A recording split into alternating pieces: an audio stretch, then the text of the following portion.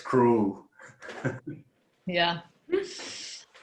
Okay, well, we're expecting that more people may well join us during the course of this conversation. But for those of us who are already here, and for those of you watching this as a recording, a big welcome to the European Leaders Learning Community and to this drop-in discussion. This discussion takes place on the third Wednesday of every month, and it's just an opportunity for us to talk a little bit about the theme of the month and to ask ourselves some questions, make some comments, and get some discussion going. And the theme this month, if you've been on the website or been tracking at all on the Facebook group, is pruning and pioneering. And to talk with me about pruning and pioneering, we have three wonderful people. Clare Mulrooney from the United Kingdom. She's in Harpenden.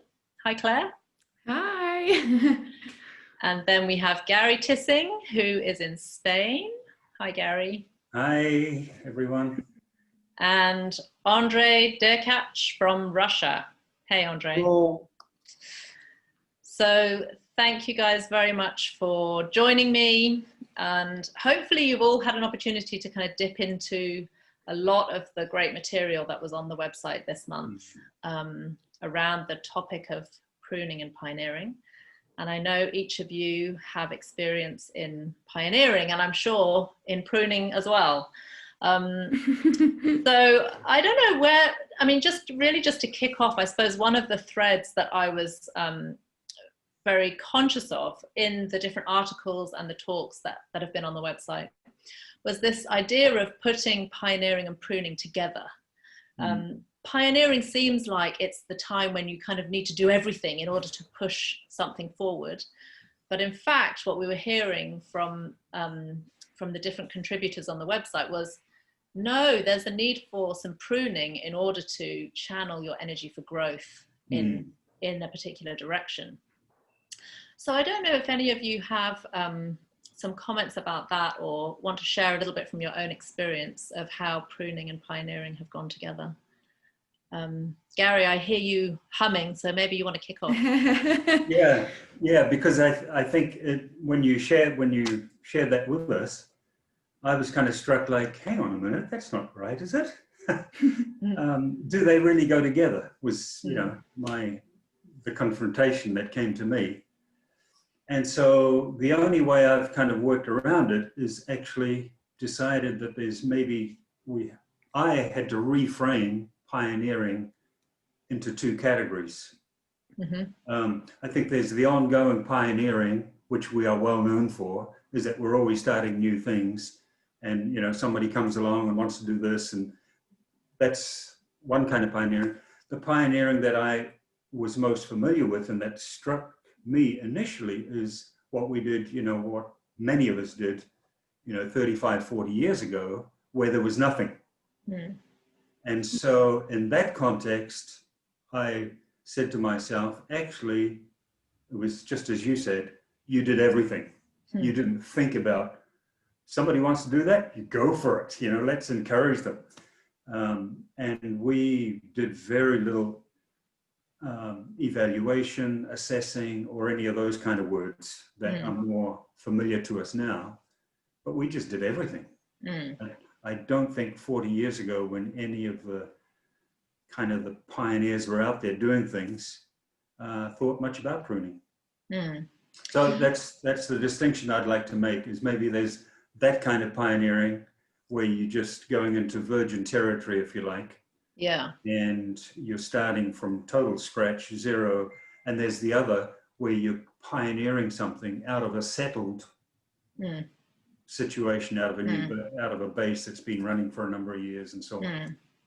Yeah, that's interesting. Clare, I wonder about your experience and whether you identify with this idea of kind of doing everything at the beginning, and maybe you experienced a time when, there was a need then to just assess, do we continue with all of this or do we prune some of the things?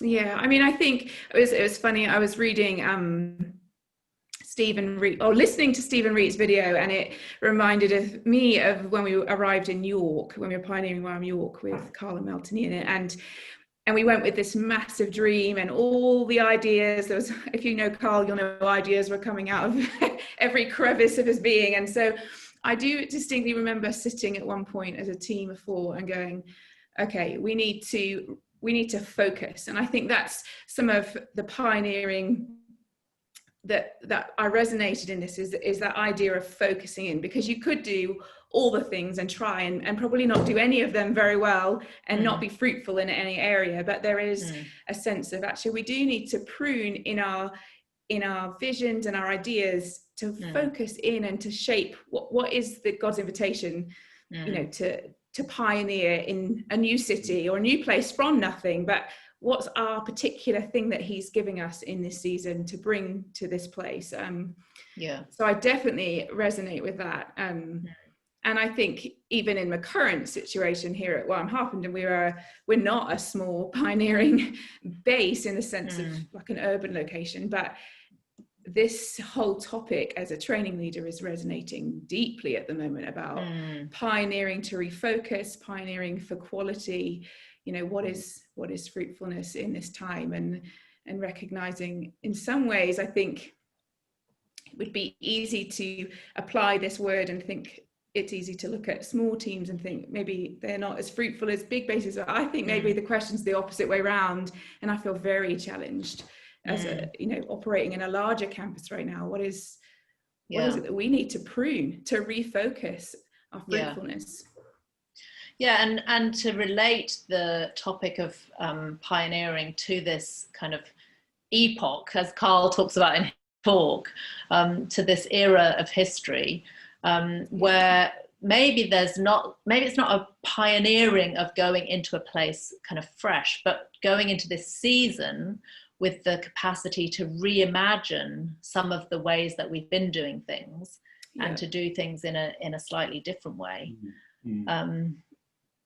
Andrey, I don't know if you have anything you want to add about this whole idea of kind of reimagining. I actually have a lot. I'm not sure what will be the best to add, but actually I think it's absolutely it's in my heart, it's absolutely connecting pioneering and pruning. And like if I just remember from when I just started with YWAM, I started 9 full-time. And I had 4 years of full-time ministry experience before that with church, and I thought that I'm ready for pioneering. And other people thought that I'm ready for pioneering too. And our first project was we worked with church planting. And basically all these 2.5 years of that work was the years of pruning. And actually, I think it was like the biggest disappointments in my life happened in that time. And actually, I'm so thankful for it, because I think what God was doing, God was preparing for the real pioneering. I mean, we was able to bring some fruits in the field, but it was uncomparable to what we expect. The fruits.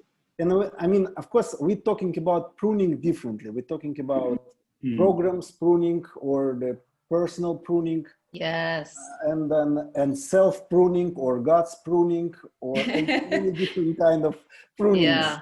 But I think for the beginning of the talk, I think it's extremely important, because through pruning we become prepared for pioneering. It's like we become, because somehow we becoming like the jar in his hand that he can start use us. Otherwise, we are coming for pioneering. We're coming with all our ideas. Sometimes they're great ideas, but it's our ideas. And with the pruning, I think what it's happening, sometimes we already experience it and we know that we need even self-prune ourselves. But when we're young, usually we not understand that we need to do self-pruning, and then God starts to prune, and it's but it's for the beginning of the talk, but I actually have many thoughts about this.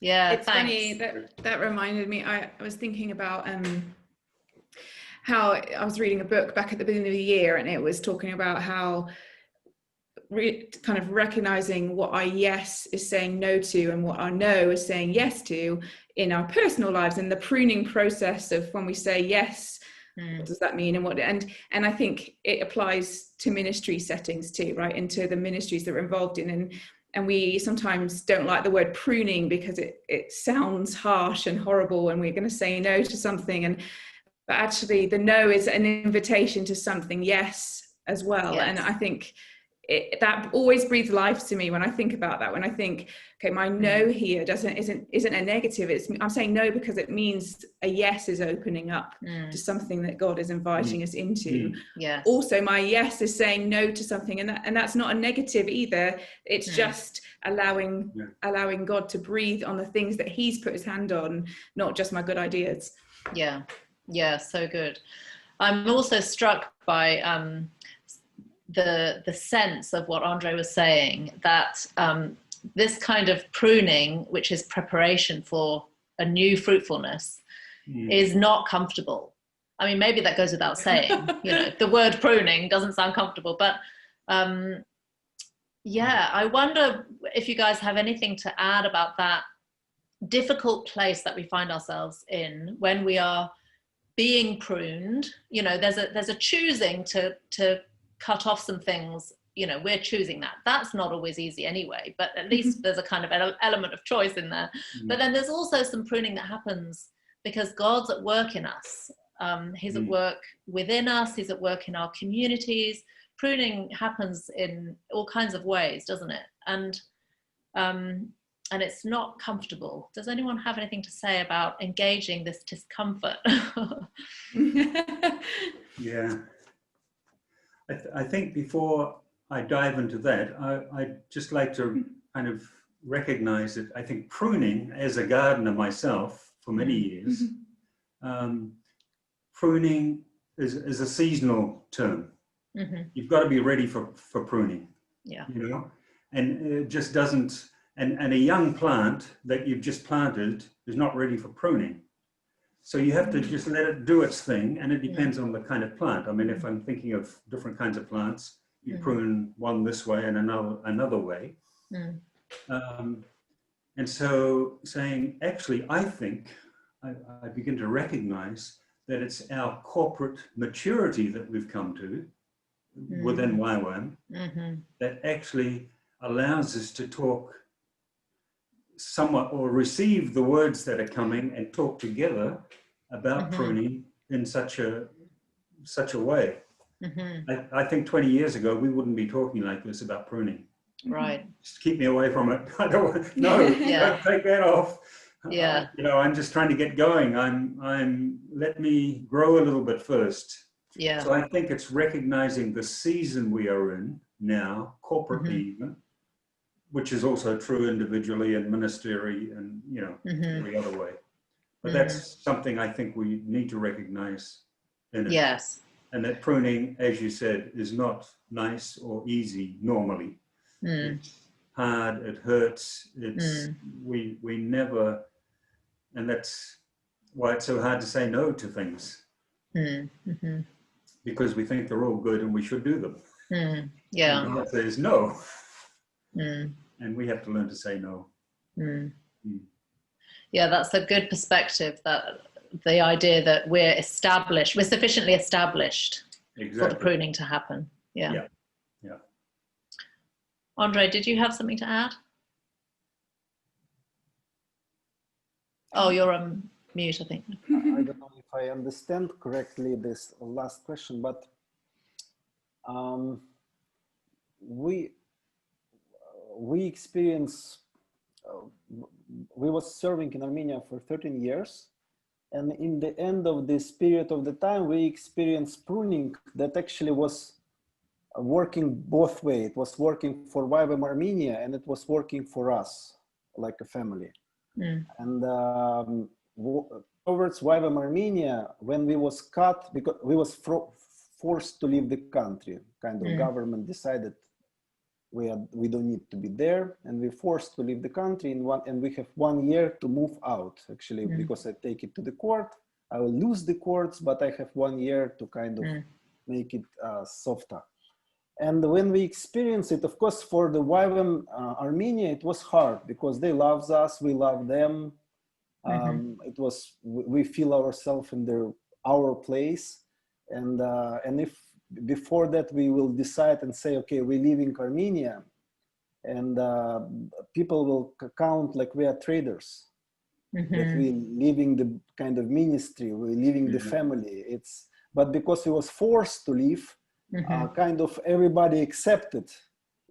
We accepted, they accepted, but when we was kind of cut off, then it was space for the new growth. It was space for other people, other leaders to take the position, because often we are taking, you know, like the trees in the garden, we're taking the sun, we're taking light, and we are creating shadow. And then because we're creating shadow, other people don't have opportunity to grow. And in this way, it was the pioneering was kind of coming out of it, because the other pioneers come on the place, because we was took off the place. But in our life, I experienced it kind of what was the encouraging thing, because of course I feel myself that we was cutting like so deeply, and I feel that I have full plate before this, and then in the one moment I have empty plate. And when you have empty plate, it's kind of interesting feeling. One way it is very hard and painful. Another, you have excitement, because you understand that God will fill this plate with other responsibilities. God will, and it's again creating space for pioneering. I mean, it's creating space for all this discovery that we can make. Yeah. I don't know if I'm answering your question, but this is, this is what I want to share. And I think it's in this way, even for YWAM, with this calling of pruning to us. In Russian, we have, you know, in Russian word pruning, it's almost the same word like circumcision. It's actually the same word. One word for both things, circumcision and pruning. And in this way, it's kind of, I remember, Garry, I remember that I think it was 15 years ago, it was actually a word from God for us about circumcision, about that we need to cross the Jordan like YWAM. Yeah. I already not remember through who, but it was a big word. Yeah.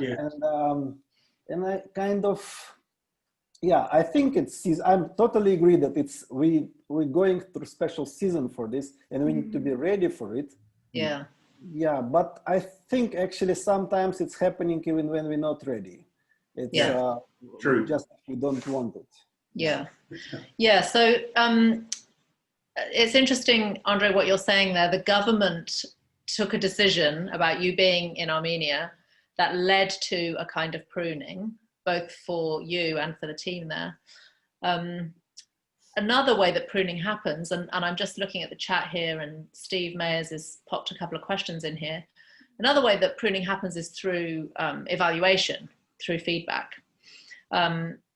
So I don't know if you, any one of the three of you, if you are in a context where evaluation and feedback is normal, what your experience of that has been, the extent to which it seems, you know, that we are open to such things, and the extent to which it's actually very difficult to receive feedback that could mean that maybe some pruning needs to happen. Is this something that certain personalities find easier than others? What's your experience been? I think it was interesting, that question in the context of what you were saying about how you don't prune the little seedlings coming through. You prune, you know, you wouldn't go ahead and prune a plant that's just finding its feet, so to speak. And I think that speaks a little bit into this, in that I think about being here in a larger base. It's been here a long time, and we have, you know, a wealth of people, some that have been in YWAM since the beginning and some that are brand new. And I think it is difficult for us that have been in YWAM a long time to hear feedback. I was just saying to my husband, I feel old in this campus now, and I'm not old. I'm in the middle. But I was like, I'm starting to feel that. I'm starting to feel the tension of, that place of, I need to intentionally continue to hear feedback from those that are coming up, that are the new people on the ground, because they carry it forward. And I think sometimes that's the hardest thing in large campuses is it's actually quite hard for us to prune, because we struggle not to feel defensive about our histories or defensive about the way we've done things, because they've been good in that season. It's not that it's bad, but it's that sense of, sometimes when we're established, the thought of pruning things that have been good is hard for us, rather than the negative. It's seeing pruning as a positive thing, even when it means pruning the good things that have been, to make way for the new things that are coming. And for our younger leaders, I think this invitation in this moment for us as YWAM is to say, actually, we're willing to prune ourselves to make way for the next kind of wave of YWAM and what that looks like in this season. But feedback's hard. Feedback's hard, I think, again, early on, we just did a lot of stuff. We didn't think of pruning. And it wasn't until maybe 10 years into pioneering, that we began, it just came up automatically that we should ask questions. How are we doing? Is there fruit? And all these kind of, and now since then, it has very much become part of our philosophy, part of the way we operate, and so on. Having said that, it's never easy. So I totally agree with Claire. It's, getting feedback and, honest feedback is not always easy, but I think it's part of what we need to go through, and that's good. I think pruning for certain personalities, if we think of the DISC, for example, the Ds, the directive, decisive people, they would like to carry on with all sorts of projects, preferably 17 at a time. It's much harder for them to hear, no, let these 15 here, we're going to drop for now. I think that's true. The S's, the stable folk, more focused on relationship, actually, that's in terms of, moving to that later on, maybe in the COVID period, I think that's what we've missed. The D's have said, we've taken all this away, let me at it. And the S's are saying, I miss my relationships. So we do look at things differently. And pruning, quite frankly, my experience is never easy. Which includes feedback, assessment, evaluation, any project or person or character, your individual development. It's always going to be challenging. That's the whole nature of pruning. You want to let the light in. I like the, it sounds like Claire is sort of saying that some of our feedback comes from people of a different generation that are coming behind us, as it were, to take things forward. And Gary's there mentioning some of our feedback comes from people of different personalities who see things differently and who see things that we don't see about what's ahead of us or what our reality is at the moment. And I wonder as well, Andrey, go ahead. No? Well, I was just wondering as well with this kind of era of COVID, which seems to be, people have used the word reset a lot. They've used the word kind of reorientation. It's a similar thing. There's an invitation to see things differently because of what's happening in the world around us. And I wonder if any of you have any comments about, on the website this month, there was a lot of mentions of COVID as a kind of season and this need to reset, to do things differently. Some people were quite specific about what might be ahead of us in terms of difficult times and so on. I wonder if any of you are sensing that sort of reorientation, either for your base or for yourself personally, what that might look like, sort of this feedback loop that the pandemic is offering us with regards to our activities. Yeah, I mean, of course, it's in different countries, situation is different because of the regulations and the limitations are different. Here, we, like in Rostov, for example, we saw a interesting thing because basically people who are older than 40, they taking COVID much harder than the people who are younger. For example, most of our team now, they are 20s, including our leaders. And the pruning happened, you know, immediately. We all closed in the homes, and they are busy with the ministries. They already start to travel. They already start to do seminars and the conferences, and we just starting to recover. Of course, I mean, because of the regulations different. Because here they basically not limit people with the travelings. If you're sick, you must stay home. Basically this, and this way we could see that of course something happened. Could I just shortly go back to the previous question, and then it's okay, Miranda? Because you know, in LDE we have this talk about discipline of silence, and I think it's very connected to the pruning, specifically when we're talking about evaluation, because it's very hard to have this evaluation if we not learn to be quiet and to have to give chance to other people to talk.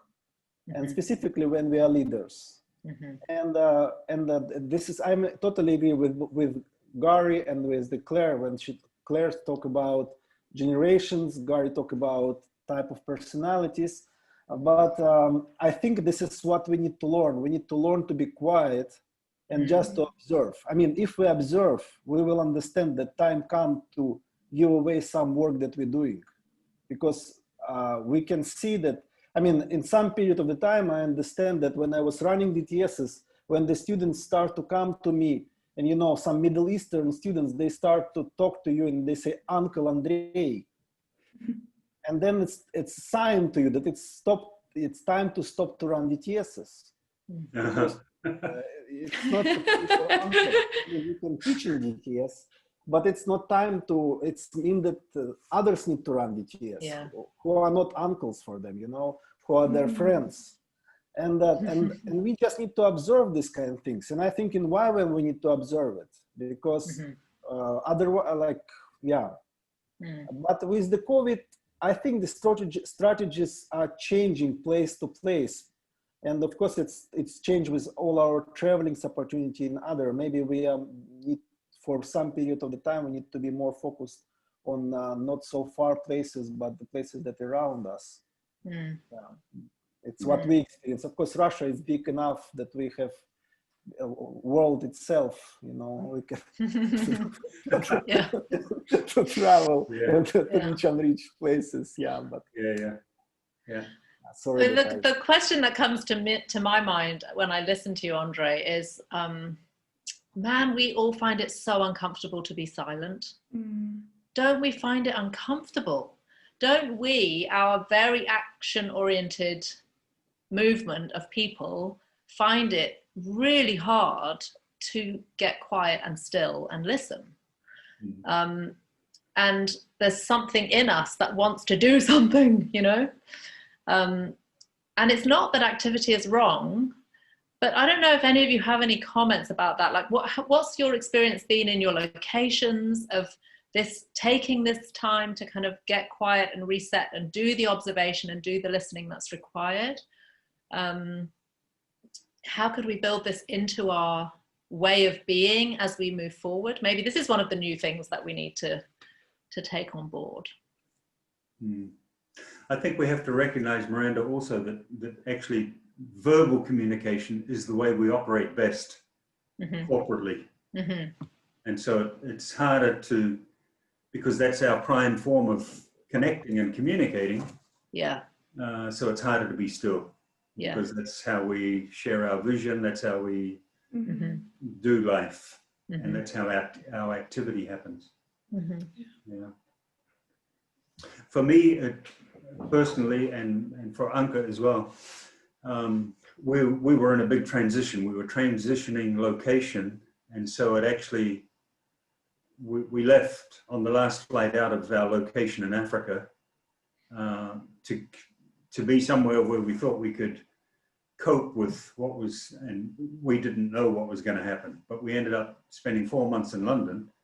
And so it was a very natural transition for us to be quiet. We just had to, and it gave us an opportunity to process the 15 years we were in our last location in Senegal.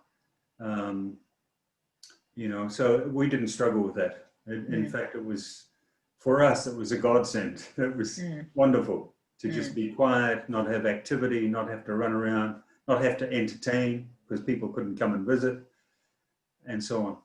So that's our personal experience. It was great. Yeah. And what we sorted through, I think the key things were priorities. One, looking at our roles, what are we going to do from now on? And also what are the key relationships that we just want to be intentional about focusing on? So that was our pruning, if you like, at that time. So being quiet was natural. Yeah. And I think go ahead. No, I was just going to say, I think, you know, a lot of people in the initial months or weeks of the pandemic, it was natural to take that kind of time to you know, back up a bit and get quiet. I guess I'm wondering whether there's a fresh invitation for us to build that into our rhythms within our communities. And maybe an invitation to learn something more about what it means to listen deeply. I mean, of course, it's our value. It's one of our values as YWAM to hear the voice of the Lord and to you know, move forward at His prompting. But I wonder if there's a fresh invitation for us to be creating a new rhythm of that, because it seems like this idea of listening deeply and kind of reorienting ourselves is something that has some emphasis. Definitely. Yeah, for sure. I think here in Harpenden, being quiet wasn't our forte. We are a hub of activity. So I think this season has, I mean, it's brought many things, but there's definitely been an invitation to look at our practices, to look at our worship and our intercession times, and in the quieting kind of activity that's had to be stilled, we've had to, things come to the surface, things that have always been there, but because we can keep busy and we'd have to deal with them, we haven't. And so we've had some really beautiful times as a campus, kind of allowing God to speak to us about things that need to be dealt with in our community. And I think that His invitation is that He's taken us actually back to foundational stuff, even foundations of why we worship and how we intercede, and to reestablish like original DNA. Some of that hearing the Lord, like what is the word of the Lord in this season? What is He inviting us into? What is He saying yes and no to?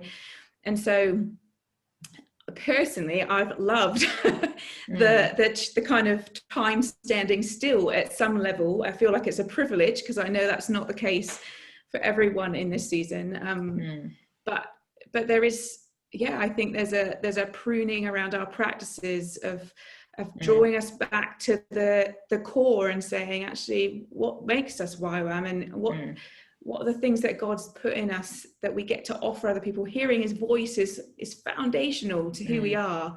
And sometimes we're a little out of practice of really hearing the word of the Lord and just relying on other people to hear the word of the Lord. And so I think, some of that has been just a beautiful part of this process for us as a community, at least.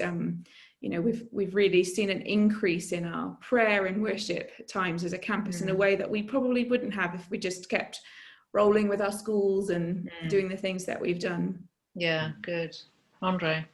Very good. Just read the question that Miranda wrote. And about the leaders and what to do with when, like, as young leader, what would you say? Could we navigate feedback as many different voices of those people who leading us? Yes. And, So just for the sake of the recording, this is a question that's in the chat. So it's a question from a younger leader about how to navigate feedback. Go ahead, Andrey. Yeah, you see, this what I was talking about, discipline of quietness, actually, of silence. Actually, I of course, in the COVID period took us, all of us there. But I think actually it's a bigger question for all of us, and it's I start experience because we moved here 4 years ago, and we start raise young leaders, those who are 23-year-old. And I understand that when I'm talking, they quiet. And it's actually a very, very interesting observation that I make. And then basically, if I want that they start to lead, I need to be quiet. Mm.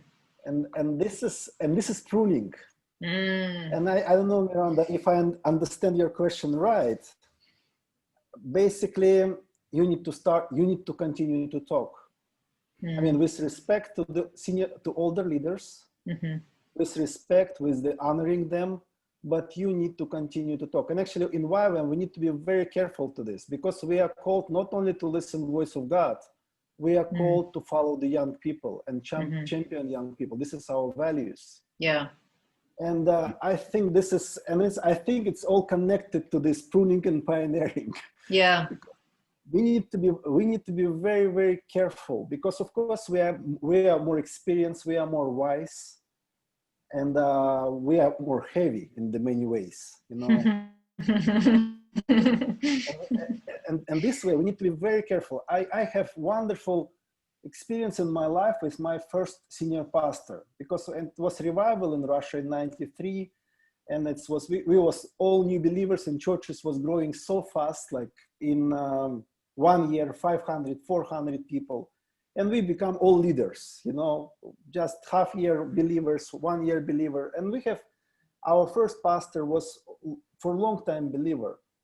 And he created the church leader kind of board. And we were sitting there and he was asking questions, and he was never give his opinion first, never. He was always keeping until the end. And if we already decide, then he was just agree with us, even if his opinion was different. I mean, sometimes, of course, when it was critical, then he will use his weight, but it was very, very rarely that we actually we was not trained by this. We was trained to learn to communicate. And this is, I think, what we need to do in UofN. And sometimes we even need to force ourselves to be quiet, you know, just to have chance to give chance to young people, to give chance to young people to lead, to have visions, to communicate what God speaks to them. Yeah, that's good. So what I'm hearing you say is that as leaders, we have a responsibility to create space for others to catch vision, to hear from the Lord, to take leadership. And we create that space by holding back sometimes on our opinions in order to listen more to them, to give more space to them. Yes, and sometimes I think even bigger than this. Sometimes I think we just need to leave positions and give them to take the position. Right, yeah. And just observe and just kind of to be this sponsor leader who will pay in the end if they will collapse, but to give them chance to lead, to run schools, to start ministries, I think it's only one way how we could actually see this new wave. That's good. And just to add to that, I think we just need to get out of the way, even altogether sometimes, you know, and that's also another kind of pruning, is actually, you know, removing ourselves, if you like, the branch that I am, you know, get out of the way and let others move forward. Mm-hmm. Mm. Yeah.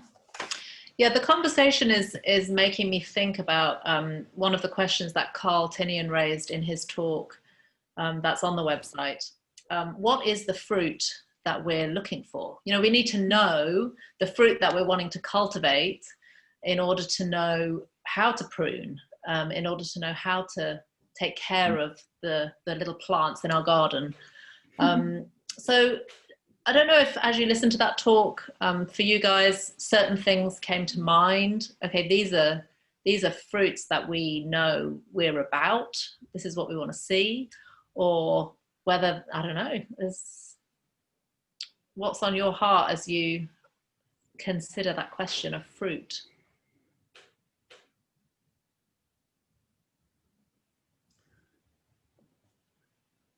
I'm learning to be quiet. Oh, I see it. You're so good at it. It's because I'm the oldest, maybe. I think for me, everything is kind of zoomed in and boiled down over a number of years now. But I think anything that doesn't enhance relationships is non-fruitful. So anything I do, where I spend my priority time, and so on, if it's not actually building up relationship with others, I've just decided I'm not going to engage in it, and I'm becoming even more intentional about it. You know, I think we can spend a lot of time doing things, especially with people, especially if you're more extroverted, more verbal. You know, it builds you up being with others. Yeah. And so for me, I've just said, no, I only have so much energy, so much capacity actually to do things and with people that I just want to prioritize relationships and make sure that the relationships I do have are actually bearing fruit in their lives and are not stunting me either. Yeah. You know, because a lot of relationships can be, you know, tend to be one way if I'm, you know, thinking along the lines of Andrey, you know, you're the oldest there now, so you can, the expectation is you give, because I'm just the young one and I need to receive. I'm saying, this needs to be two-way. Yeah. I think the question from Carl and what you're saying is it causes pause because it's a tough question, right? It's to quantify fruitfulness is really tricky. And I think that's even Steve down here has written, do leaders need to ask more questions rather than give lots of opinions? I think that is linked to this fruitfulness question in that I think we do need to ask more questions, and we need to get comfortable with the uncomfortable questions of, is something fruitful, and what is fruitfulness in this particular, you know, stream that I'm running with? Or because fruitfulness, in fact, we were in a training leaders meeting this morning asking ourselves this question: what is fruitfulness for a DTS student coming out? What does that actually mean to be fruitful with students coming out of DTS? You know, we might not hear the story in 5 years' time because we're not connected to them in 5 years' time, so you might look initially and think it's not fruitful in the way that you thought it was going to be fruitful, but the fruit is actually a long-term change in that person's life. So I think it's a tough question, and that's why it leaves a kind of I don't know what fruitfulness is, but I think we need to be bold and brave enough to keep asking the question: is this what God has on his heart for this time? You know, is this fruitful for what we feel like he said to us it should look like? And even when it is producing fruit, is his hand still on this at this time, or should actually, there's times and places, like Rita and Steve said in their video, where you cut fruitful, what appears to be fruitful, because the Lord said actually it's time to pause, or it's time to stop, and I want to redirect you in this way. And so I think that question just leaves me with more questions, but I think the exhortation is to keep asking the Lord, what is your invitation in this season? You know, what is, help me to be bold and brave and courageous enough to keep asking myself the hard questions and not be afraid of the Lord's answer, and Yeah. to be bold enough to say yes to his answer, even if it means cutting what appears to be fruitful. And I know personally in my own life, I've seen that so many times where I've been involved in something, and I think about as a mum of 4 kids, my life is busy, and I think there have been many times when the Lord said to me, Claire, I want you to pause on it. I know this is fruitful and you can do this and you're capable, but actually I want you to focus here right now. You've got 4 children and they want, you know, they need your attention in a greater measure in the next few months. So you need to take a step back, and it feels hard. And I think, well, what will people think of me if I do that? And, you know, those kind of things. But I've learned every time I've given the Lord my yes to what appears to be a harsh no, there's always greater fruitfulness. And somehow where we scale back and, you know, we cut things out, somehow what we get left with, it produces more in the smaller spaces that we have to give. So I think, it exhorts me to keep being courageous enough to ask the hard questions and never give up on inviting those questions into our lives.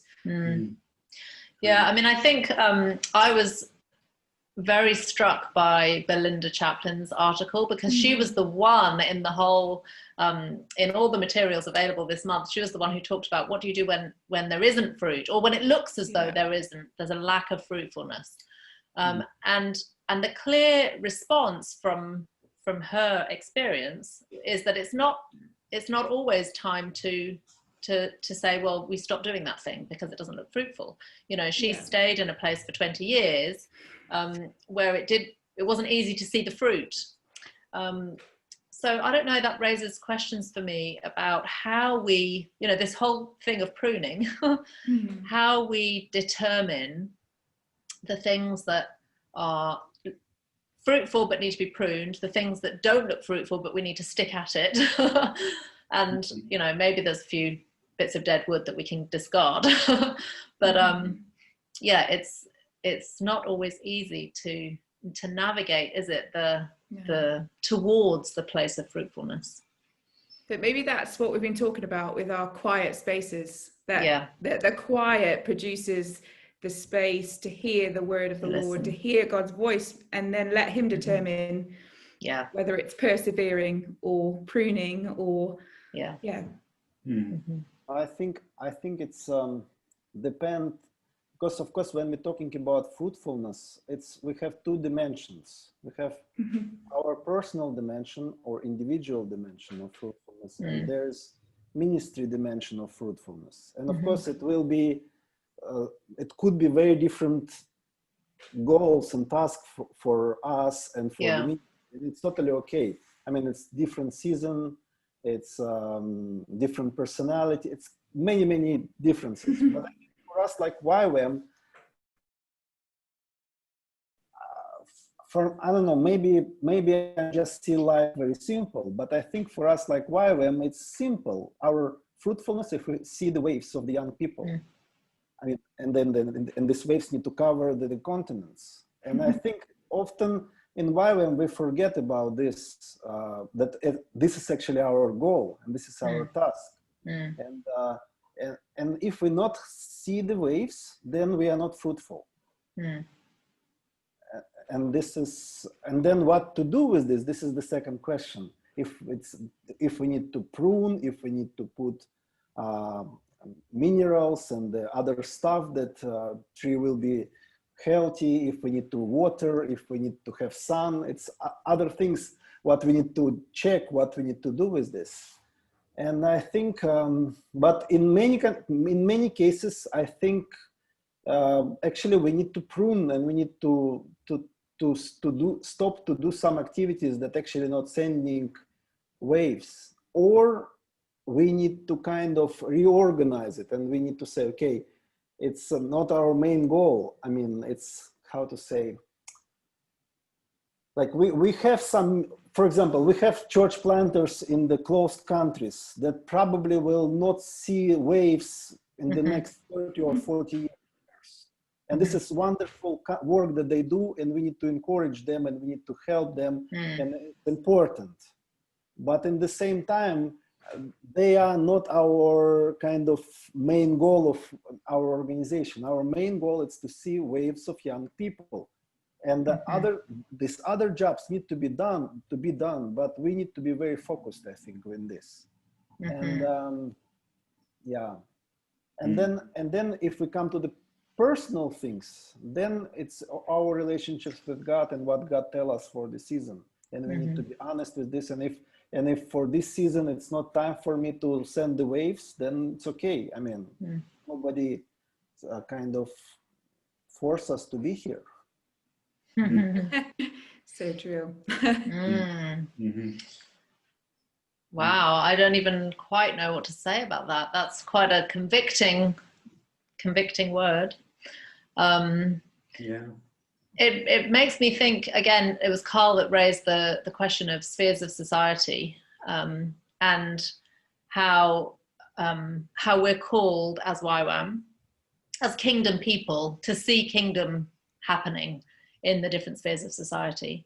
And that, you know, his point was, could it be that as we train young people, those are the people that then go and have influence in the spheres of society. So as we look into what could potentially be a very reconfigured season, a very different season on the back of a pandemic and so on, what thoughts do you have about this sort of kingdom calling to impact society at every level with kingdom values and ways of being and doing? Any thoughts on that? Question. Do you have a wonderful answer?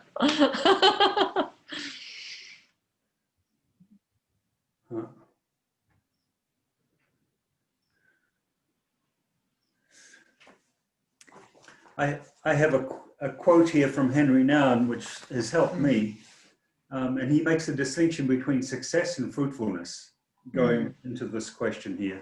Yeah. And he says, success comes from strength, control, and respectability. And he explains that a little bit. I think you understand that. But he said, fruit, however, comes from weakness and vulnerability. And I think that's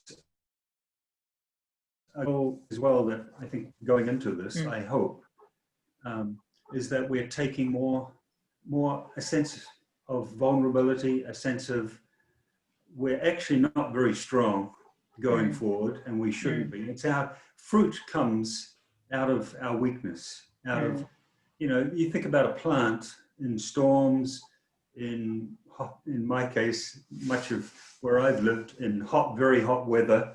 You know, you watch some of these plants and you think, how do they survive out here? Well, they do, and they bear forth, you know, they bear fruit. And I think we mustn't confuse success and fruitfulness going forward. And it's out of our own weakness and vulnerability. Yeah. Particularly also as leaders, as older leaders, but also younger emerging leaders, you know, and, you know, we tend to think, well, I'm competent in that area, or I can handle this, or et cetera, et cetera. Actually, what bears the most fruit is those places that we go to where we feel very weak, we feel very vulnerable in another culture, some of the things we've touched on. Can we live with that? I mean, that's the question I have, you know. Yeah. How do I continue on and seeing emerging leaders in Africa who look at me as someone who's been there because of my age and my color and everything else, and say, hang on, guys, that's not it, you know. Real fruit comes out of laying it down. So that's where I'm at right now as we go forward out of this time. Yeah. Thanks, Garry. Any other comments? To talk about the spheres, I mean, we just need to encourage people to go there and do the things that God tells them to do. It's and to stay connected with them. I think this is probably what only some basis was good in this worldwide, to be connected and to encourage, because basically we was believing in this last 20 years, I think maybe more, in spheres. But of course, our main goal was that everybody often is all students. And I think this is what we need.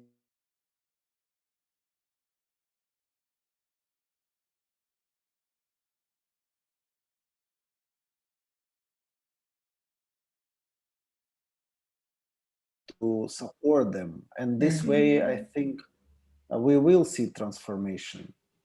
I don't know if it will be why I say it's hard question. I think it's because it's hard to implement in our structure.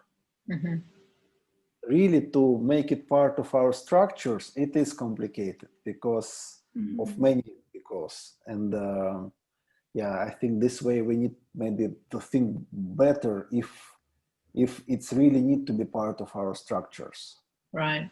Like organization, like movement, like organization, like movement, it's a little bit easier, but again, it will not be structure. It will be more relational and yeah. And because it's not really in our real structure, it's actually hard to measure. Because we can measure how many new DTSs we start, we can measure how many new students we have, we can count this. Yeah. But it's much harder to count how we make, what influence we make on the sphere of education in England or in Russia. It's much harder to do. And but maybe we need to kind of, it's what we was talking, what is success? Maybe we need to not be focused on success, but maybe be focused on the kind of make influence and not count it on our account. Yeah. I don't know, but it is, I think, it's a hard question. Yeah. I would love to just to notice what Garry said there about vulnerability and weakness and fruitfulness coming from that place. Because I wonder if this whole season of this experience of shared suffering, this experience that we are all together facing some really difficult things in the world, whether it's the pandemic or whether it's concern about the climate or whether it's concern about governments and structural inequalities. And, you know, there seems to be a particular awareness that, that we, for example, from the West, are not coming with some wonderful answer to the rest of the world, but we all together are in desperate need of the salvation of God. And so I wonder if actually you've hit on something really significant there, Garry, that that there's an invitation to us to enter into the vulnerability and the weakness of our state, and from that place to be kingdom people. And what would that look like? How would that change the way that we approach our ministry, not as people who we ourselves are offering salvation, but that together we are in desperate need of salvation, and how can we facilitate that for the people that we live amongst? There was something that Mike Oman said in his article. He said, "The world has never been in such need of the love, hope, healing, and compassion that is available in Jesus as it is today. And we can only give away as much as we have received." And that, to me, again, it just kind of underlines this common humanity that we share together, and this common need to be met by the saving grace of Jesus. And what would it look like for us to be in the world from that place of deep awareness of our need for salvation?